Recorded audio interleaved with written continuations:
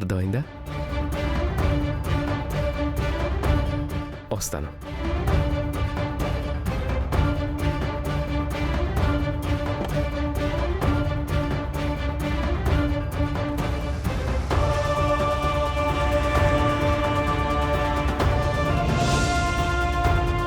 అదితి ఆ అదృష్టాన్ని కూడా కాలు దంతోంది. వాడెలాగూ పెళ్లి చేసుకోడు అంటే అర్థం చేసుకోదు. కాల్దాకా వచ్చిన అదృష్టాన్ని వద్దంటోంది. దానికి ఎలా చెప్పాలి అసలు?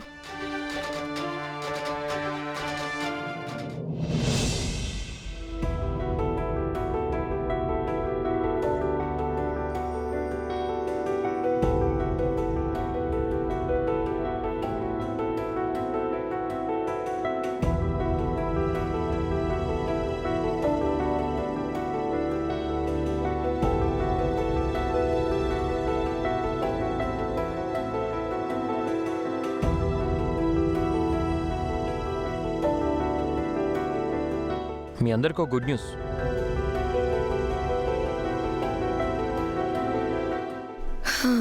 నీ కొడుకు వల్ల ఆస్తి కలిసి వచ్చిందని అమ్మా నాన్న సంబరపడిపోయి మెడలో చైన్ వేశారు. ఇప్పుడు నీకేం కలిసి వచ్చిందిరా? బంపర్ లాటరీ ఏమైనా తగిలిందా బామర్ది? లాటరీ కాదు బావా, నేను చేసిన కష్టానికి ఫలితం దక్కింది.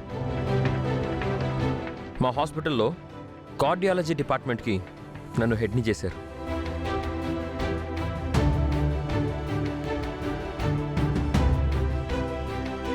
కంగ్రాట్స్ గౌతమ్.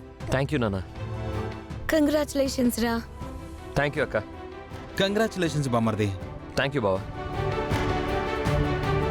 కంగ్రాచులేషన్స్ మావయ్య, నువ్వు ఇంకా పెద్ద డాక్టర్వి కావాలి. థ్యాంక్స్ రబుజ్జీ.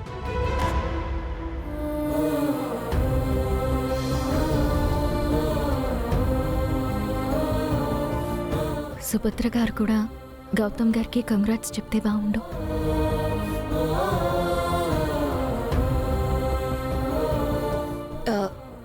ఇప్పుడు నువ్వు హెడ్ అయ్యావు కదరా, నీ శాలరీ ఏమైనా పెరుగుతుందా? శాలరీ అంటే అవంతిక, హాస్పిటల్లో పార్ట్నర్షిప్ కూడా ఇస్తారేమో. బాగా డబ్బులు వస్తాయి కదా బామర్ది. నేను డబ్బుల కోసం డాక్టర్ చదవలేదు బావా. నేను ఏ పని చేసినా మనస్ఫూర్తిగా అంకిత భావంతో చేశాను. నేను చేసిన ప్రతి హార్ట్ సర్జరీ సక్సెస్ అయింది.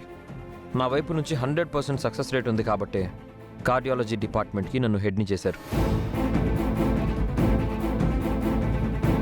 ఇదంతా నా మునిమనవుడు పుట్టిన వేళ విశేషంరా.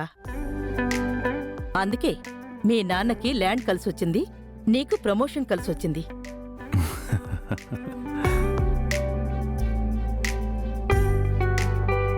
ఇది నా కొడుకు వల్ల మాత్రమే కాదు నాన్నమ్మ, నా భార్య వల్ల కూడా.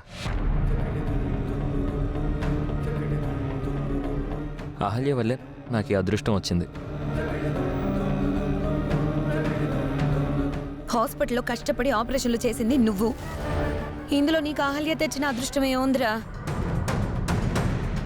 ఏ పని చేసినా అంకిత భావంతో బాధ్యతగా చేయాలని చెప్పి అహల్యం చూసి నేర్చుకున్నాను. అందుకే నాకు ఈ గౌరవం దక్కింది.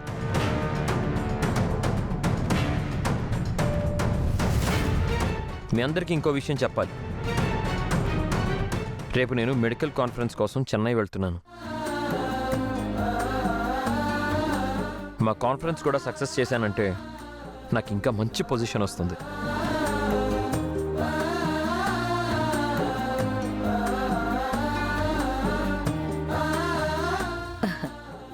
మంచిదే కదరా, సంతోషంగా వెళ్ళిరా. అలాగే. అయితే మీరు రేపు చెన్నై వెళ్తున్నారా బాబు? అవును రాజు గారు, 2 రోజులు కాన్ఫరెన్స్ ఉంటుంది, అది చూసుకొని వచ్చేస్తాను.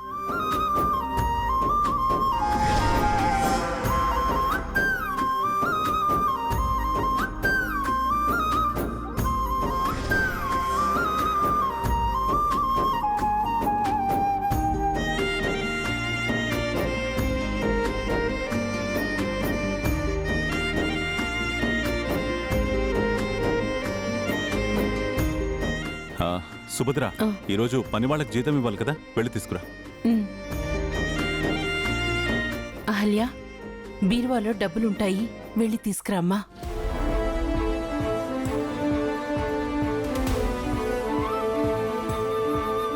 ఏంటే దానికింటి తాళాలు ఇస్తున్నావు?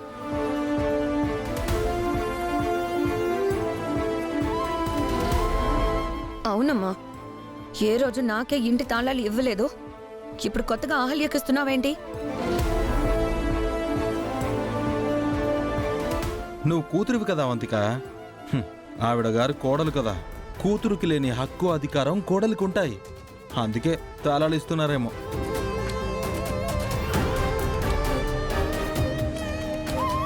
నువ్వు ఆగు బాబు.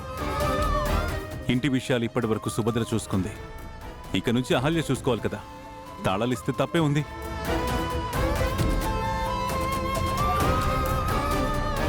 అవును, రేపైనా ఈ బాధ్యతలు తనకే కదా అప్పచెప్పాలి. తీసుకోమ్మా. వద్దండి, మీరే ఆ డబ్బు తీసుకొచ్చి ఇవ్వండి. పర్వాలేదు, తీసుకో అహల్య.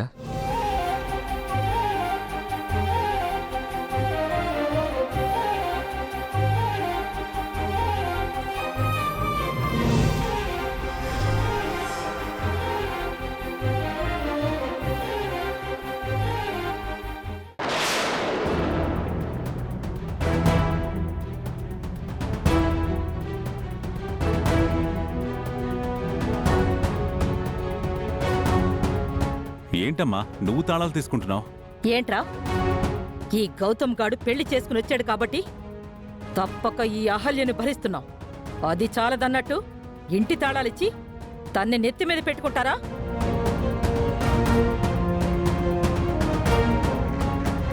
అందులో తప్పే ఉందత్తయ్యా.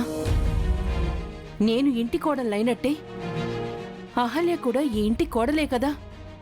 రేపైనా తాళాలు తనకే ఇవ్వాలి కదా. దీన్ని ఇంటి కోడలుగా మీరంగీకరించారేమో, నేనింకా అంగీకరించలేదు.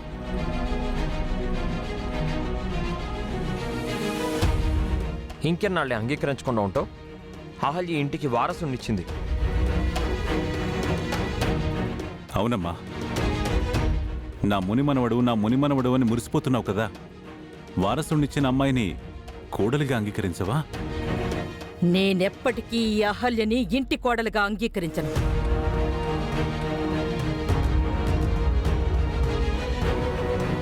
ఈ గౌతముగాడు అదితిని పెళ్లి చేసుకునుంటే మనందరి పరిస్థితి వేరేలా ఉండేది. ఇప్పుడు మళ్ళీ అదితి ప్రస్తావన ఎందుకు తీసుకొస్తున్నావు నాన్నమ్మా? అది ఎప్పుడో జరిగిపోయింది. ఏంట్రా జరిగిపోయేది? ఇప్పటికీ అదితి నీ గురించే ఆలోచిస్తుంది. నీకోసమే తన జీవితం నాశనం చేసుకుంటుంది. తనని పెళ్లి చేసుకోకపోవడం వల్లే అక్కడ నీ చెల్లెలు అష్ట కష్టాలు పడుతుంది. వీడికి సొంత చెల్లెలి దురదృష్టం కన్నా కట్టుకున్న దాని అదృష్టమే ఎక్కువైపోయింది నాన్నమ్మా.